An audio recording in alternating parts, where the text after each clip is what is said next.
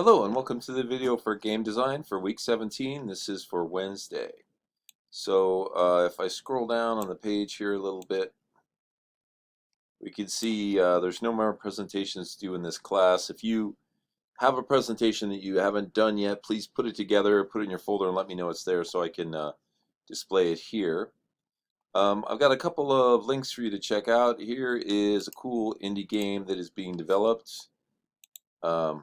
This one is hand painted with watercolors, and I'm gonna forget my pronunciation, but I'm gonna say Dordogne. Dordogne is the name of the indie game, which is, I believe, a place in France. And check out this article. It's pretty cool the way that they are approaching this game design, and maybe you'll find it somewhat inspirational. Okay, and then I have another article here, and this one is about the 13 principles of game design, or the 13 basic principles of gameplay design.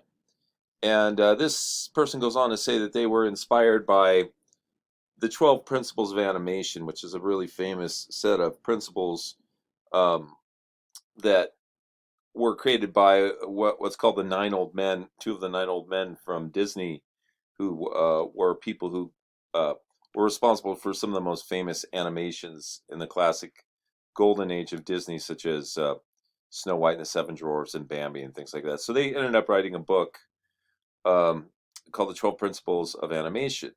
And this person was inspired by that, I guess, Matt Almer. And he went looking for something similar in game design and didn't find it, so he wrote his own, The 13 Basic Principles of Gameplay Design. Now, I've linked you to this article, but I've also placed a PDF here where what I did was I went in and copied all those principles and pasted them into one long PDF. It's not long, it's 2 pages, I think, but you can download it and keep it in your files and use it as a reference. Well, what I'm going to do today is I'm going to go through each of these principles and I'm going to apply them to an imaginary twine game that I, could be developing, because you guys are now working on a twine game. So what you could do is you could do something similar to what I'm doing, which is look at these 13 principles, apply them to your ideas for your game, and then see how it changes the direction of the game, how you're going to build the game, the things you think about. So let's do that. So like I said, I'm going to jump over here to my 13 principles article that I've cut and pasted into a couple pages here. Now in this version, in your PDF, it's just straight up the 13 principles, but on my version here, I've made some extra space between each of the principles so I can basically type in my response, my answer to the question of, how am I integrating this principle into my game? Now, once again, I am working on an imaginary twine game. I'm saying that this is a twine game that I'm pretending to develop. It's called Escape from Death Tower. And the players are a brother and sister trapped in a castle tower who must escape before the evil dragon that rules the kingdom returns to kill them. Okay, so we have, that's the basic gist. That's all I have right now. So I'm going to go through each of these principles and, see if I can answer the question of how that principle applies to my game. So the first one, he's taken these 12 different or 13 different principles and broken them up into different categories. Like you can see, there's behavior, there is direction at the top, and then we get down into progression, environment, method, and foundation. Okay, so let's start up here at the top. So focal point. Never allow the player to guess what they should focus on. At the same time, always allow secondary subject matter, but it is the designer's job to clearly provide the primary focus at all times. This applies to both visual and visceral aspects of gameplay. So visual, what you see, and visceral, what you feel. Okay, so, the inherent question there is, what is my focal point? So I'm going to say my focal point is the player must escape their current environment by a certain time, which is when the dragon returns. Now that tells me right away, Because remember, all I had was a title and then this sort of tagline about, how it happens.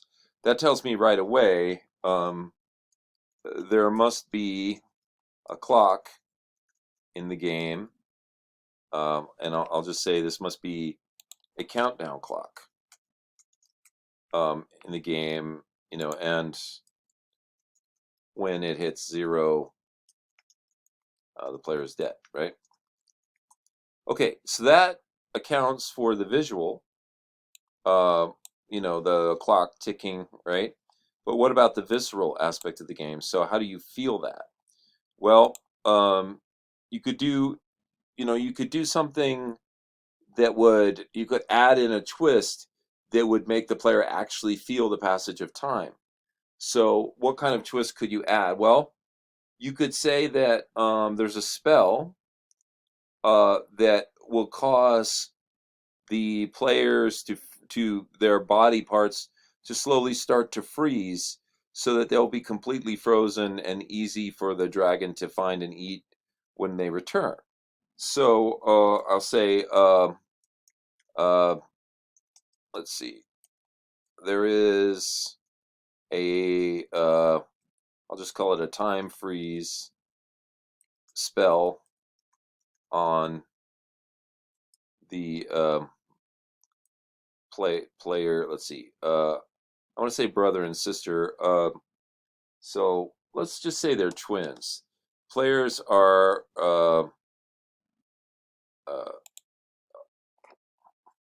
are let's see, are twins, a brother and sister. Okay, we'll say the player plays a pair of twins, a brother and sister. Okay, trapped in a castle. Okay, and so now I can refer to them as the twins, right? There's a time freeze spell on the twins, and as time passes, their body parts start to freeze. Okay, so right away, even with just this first point that he's made, the focal point, my game is like 1,000 times more interesting. I would never have thought of, the clock makes sense. That would have been an easy guess. But the idea of, viscerally showing the passage of time, I would have never thought of that unless I, considered this point that he's making right here, this principle. Okay, and so what I'll do is I'll take each of these and I'll highlight them so that I can see that those are my answers, right? Okay, number 2, anticipation. Time is needed to inform the players that something is about to happen. Always factor in anticipation when designing and implementing events and behaviors. Okay, this one I think is pretty easy. So I could say the dragon has rigged the tower with traps. But to give the twins a sporting chance, a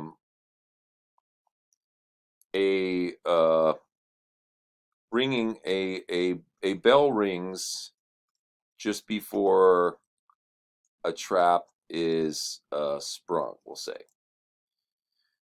Okay, so what that means is every time a bell rings, the players can anticipate that something bad's going to happen, so they can take some sort of evasive action, right? And so what it does is it creates this fun component in the game where whenever you hear the bell sound, you're like, oh shit, there's a bell ringing. We got to move to the next room, or, pick up that sword, or whatever it is you need to do, right? Okay. Next, let's go down to the third principle here. Announce change. Communicate all changes to the player. This short step occurs between anticipation and the event itself. Okay, so maybe we add another aspect to these traps, right? Which is after the bell rings. I'm not sure why this text got huge here. Maybe if I go off of this, we'll say after the bell rings, text appears which tells the player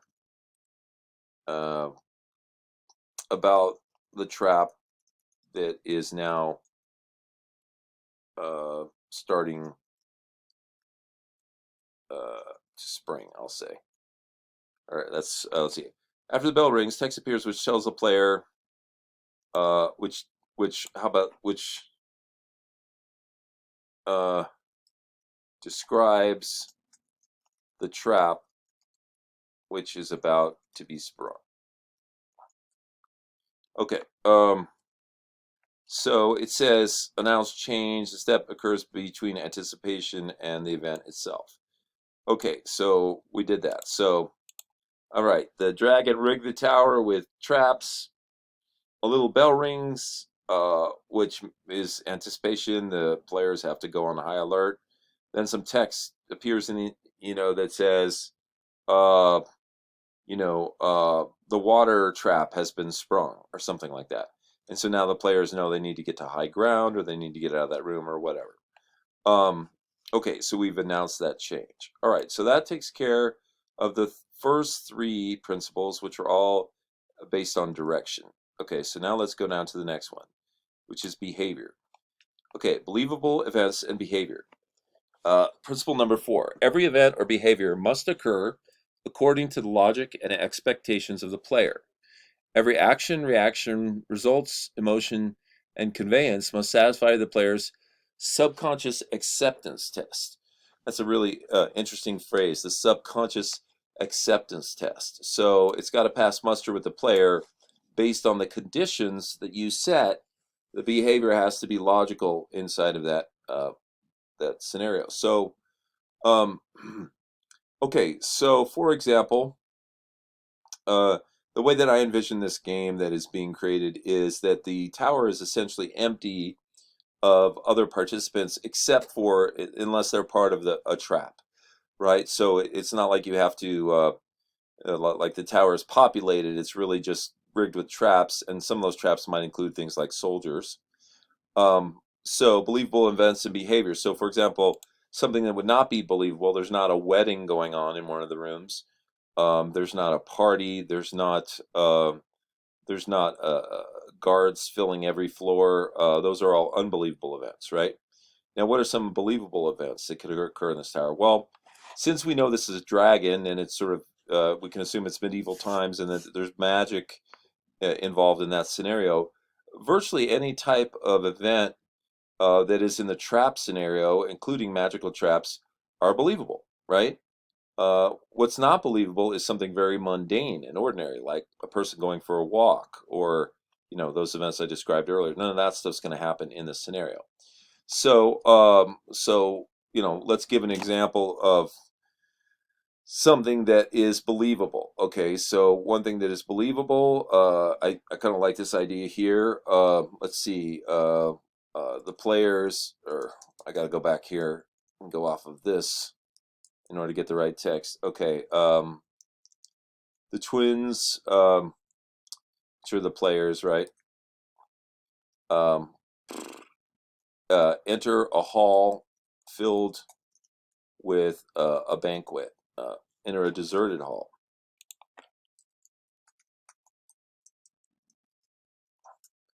Um, Filled with a banquet, right? So there's tables that are, just full of wine and pork and turkey and stuffing and potatoes and yams, whatever. It's Thanksgiving, whatever people like to eat, right? Um, so because they assume no normal events uh, are occurring at this time in the tower, uh, it's logical to deduce this is a trap.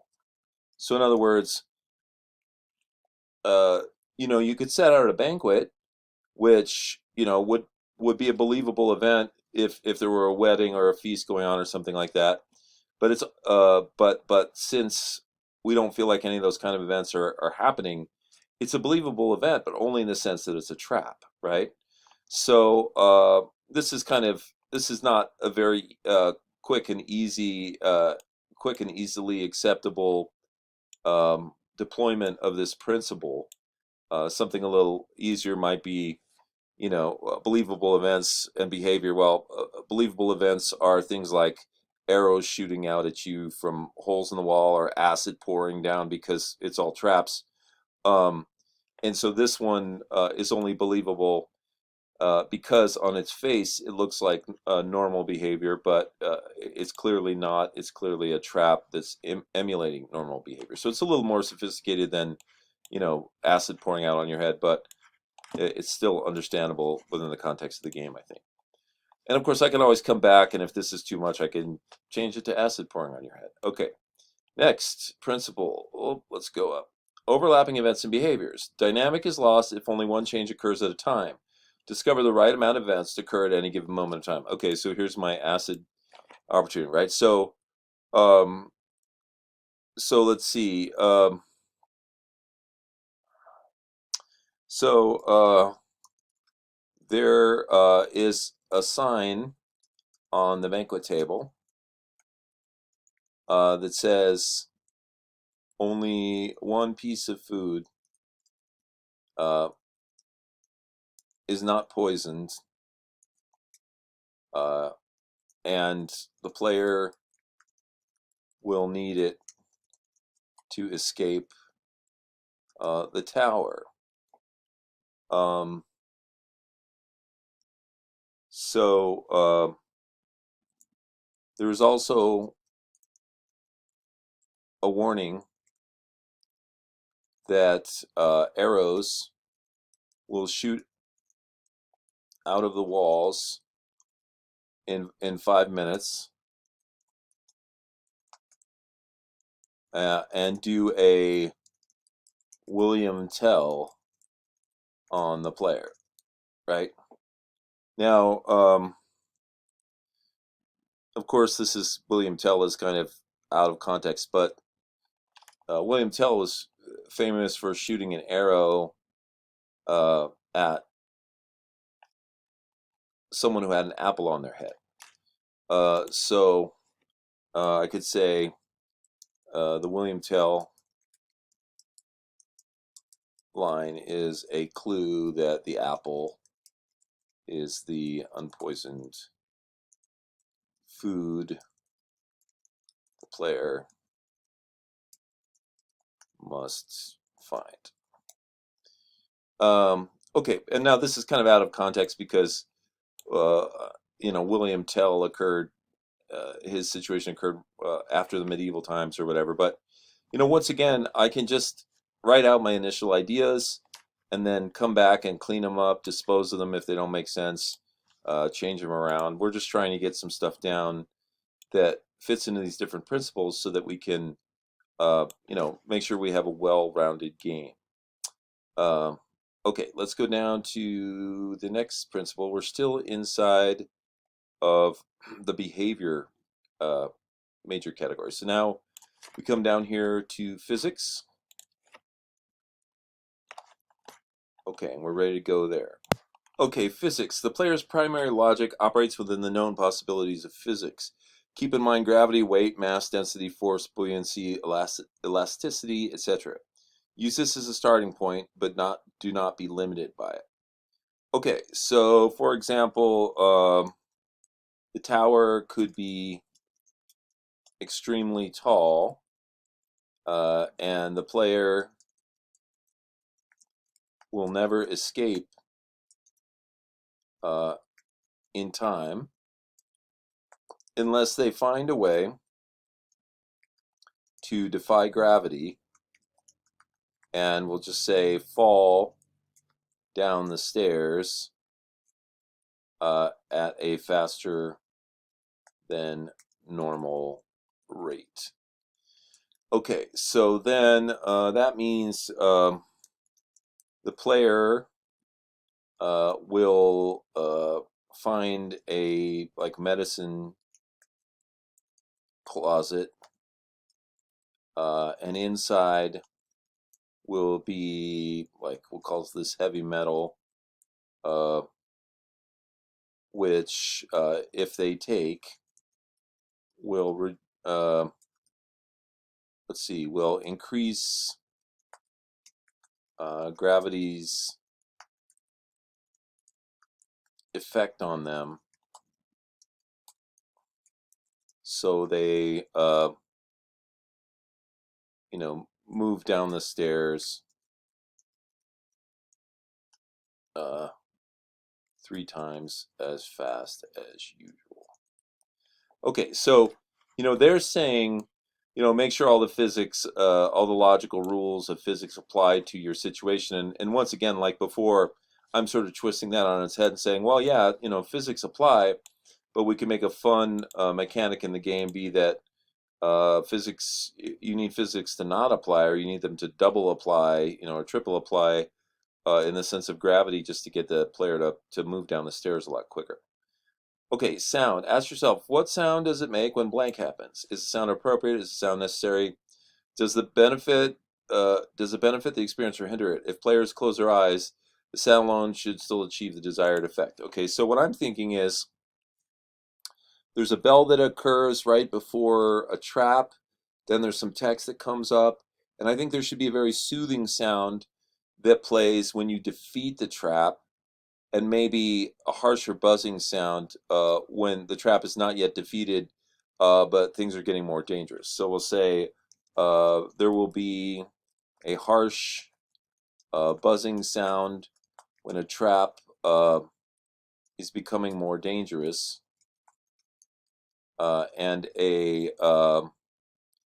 we'll say something really pleasant, like a flute, uh, a brief flute melody when the player has defeated a trap.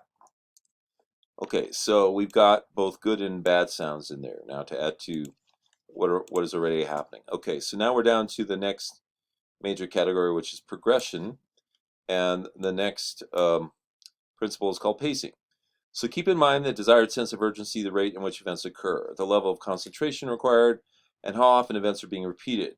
Spread out the moments of high concentration, mix up the sense of urgency, and change things whenever possible to achieve the proper effect. So what I'm assuming is that the player represents the brother and sister, the twins at the top of the tower, and they're coming down a circular tower, down this circular stairwell, but that enters rooms. And so what you could have is you could have these rooms, you could have it so that you have to do essentially a flight of stairs, which is 2 rounds down before you hit a room.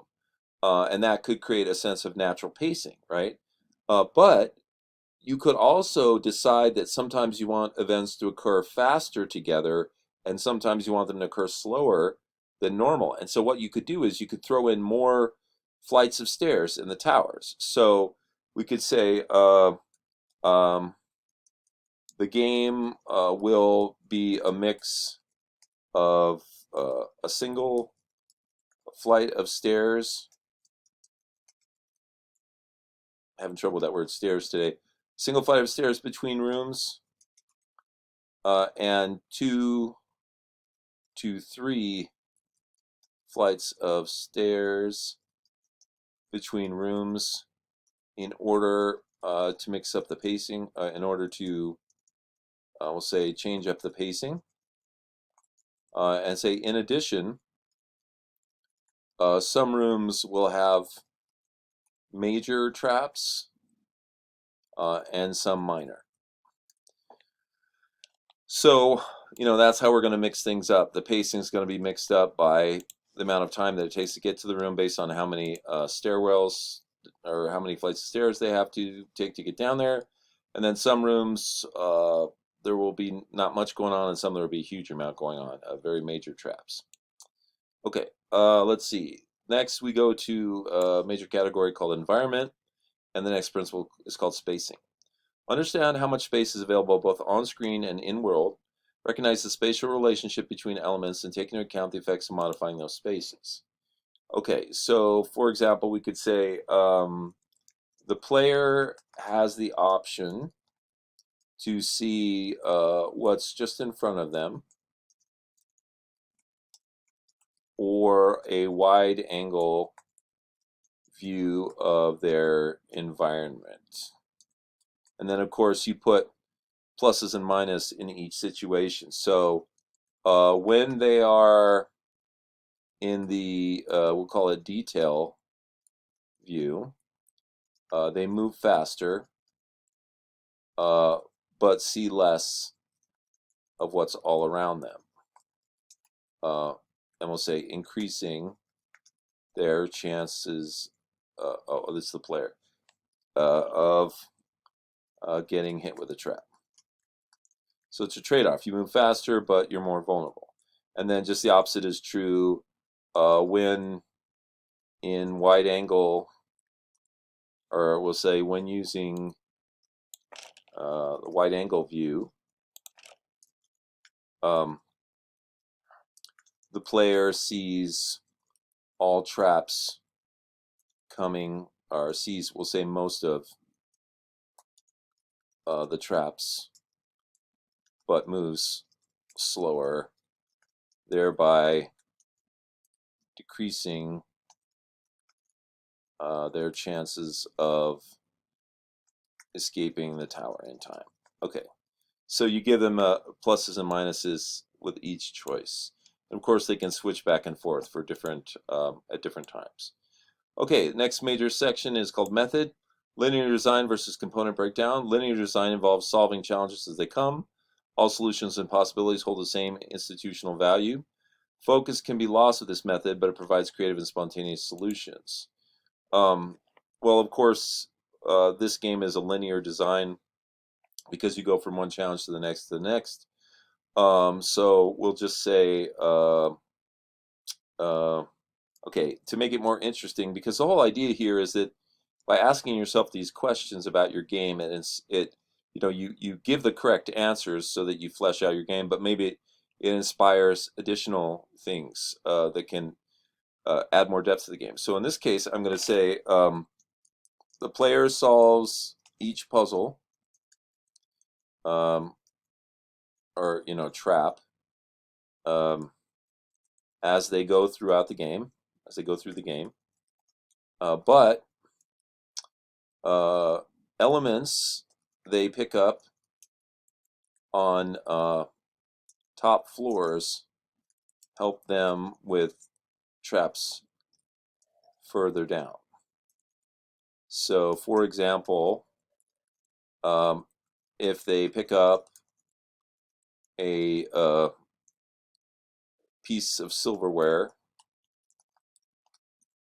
in the banquet room, they can use it to help escape a trap several floors down. Okay, so what I'm saying here is, yeah, it's a linear puzzle, one puzzle after another, but it's also sort of cumulative in the sense that you can grab elements from higher floors or earlier puzzles, components that can be broken off from that situation. You can collect them, put them in your bag or whatever, and then you can use them further on. And so what that means, that's a programming thing, that a note I have to put in here. This means there must be an array in the programming, which means a list of items the player has on them, right? So you have to put in, have to go look up, how to do it in Twine, how to make an array that keeps track of everything the player picks up so that you can tell if they have what they need to solve a puzzle or a trap. Okay, let's go down here. So these last three are under the major category of foundation. So player, how does the player factor in? How does the player interact with everything that has been designed? More than just device input, address how the player contributes to the experience. If it's a good idea and you're able to convey it correctly, but the player is not into it, change it or scrap it. Okay, so how does the player factor into the game? Well, the player will win the game if they move quickly and make good decisions regarding we'll say uh, regarding defeating the traps on their way down. Okay, player will win the game if they move quickly and make good decisions regarding defeating the traps on their way down. Um, let's see. Players, it might be a good idea to put in sort of nonsensical, let's say unessential details to confuse and slow down um, players who are not keeping track of the time as it's counting down. Or we'll just say we're not keeping track of the clock, the countdown clock. Okay, so in a sense, what I'm saying is I'm kind of setting the players up, right? You know, you lay out the conditions of the game. Okay, here's the clock. You have 15 minutes to get to the ground floor, right? And then there's all these traps, and you give them all this help. You know, there's going to be a bell. There's going to be text that comes up that says what kind of trap, right? There's probably going to be some pretty obvious solutions how to get out of the traps. But then you're going to trip them up by putting things like little distractions in there, like gold or maybe a power wand or something like that. Maybe give them too many choices in certain situations so that they meander and waste their time a little bit. You're setting them up so that if they don't make good choices and move quickly, then they're going to get smushed. You know, they're not going to make it out in time, right?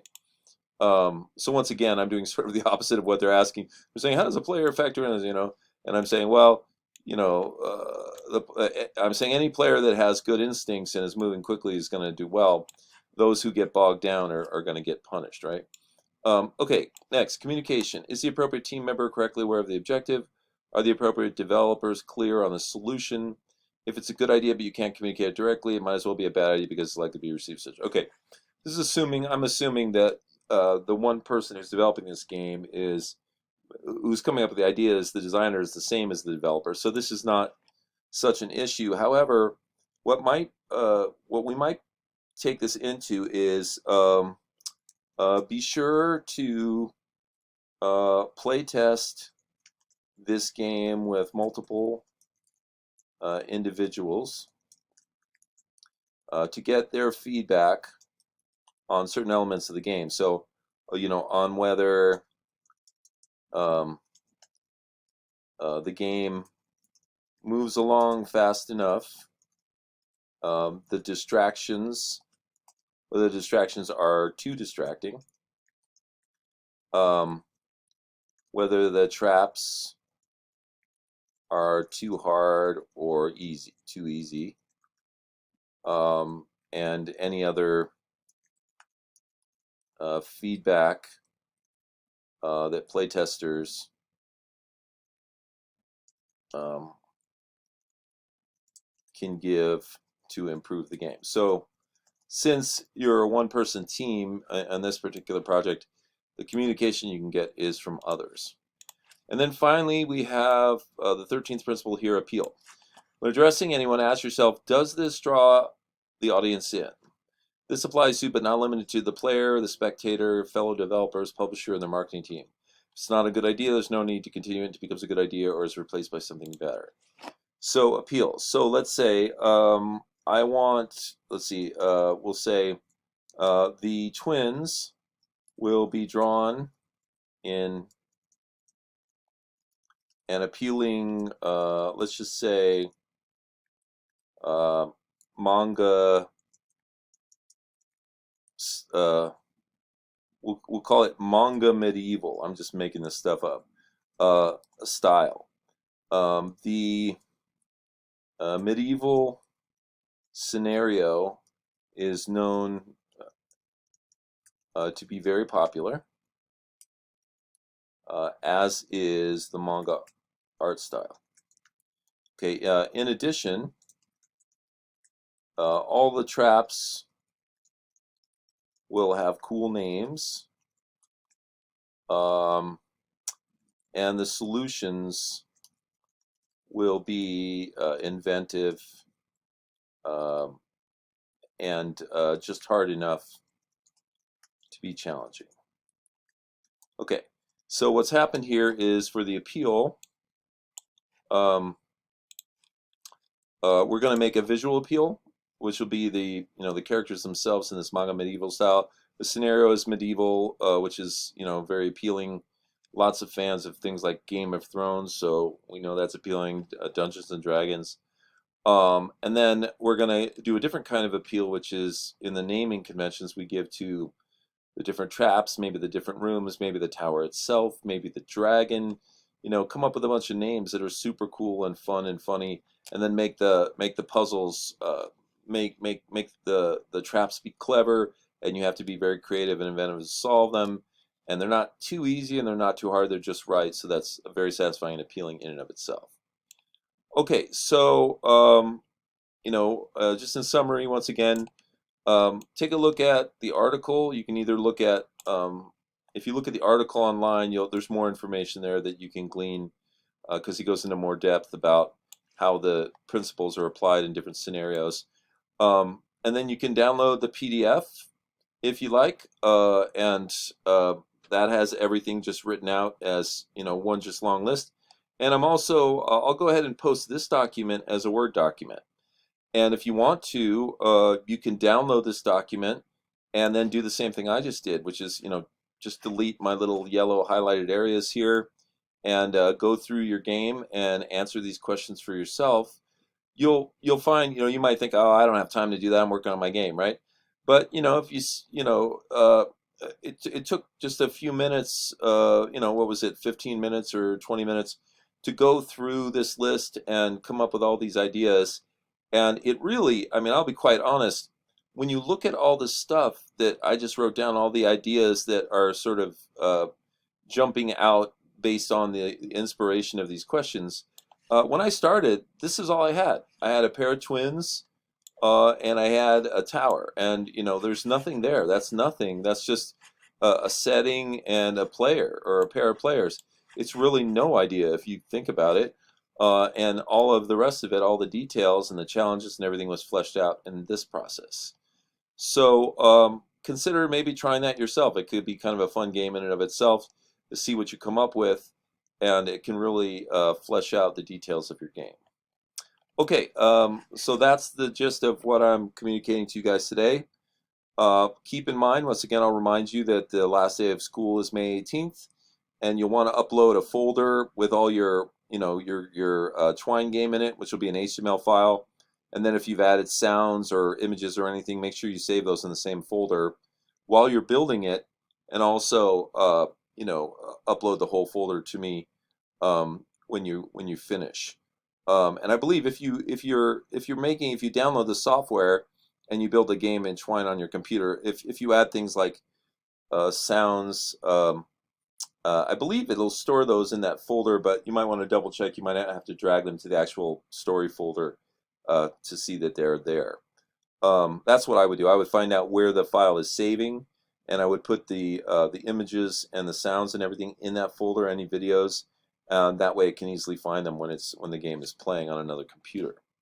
Okay, and one last thing, if you have anything left to do on your board games, whether it's a piece of art or some rules to upload or something like that, get those up. I'm going to I have to order the games, before the end of the semester, so your time is rapidly running out. We finished that project and we moved on, but I know there's probably still a few artists out there knocking around trying to get things done. But essentially, after this weekend, that's going to be your ultimate drop-down deadline.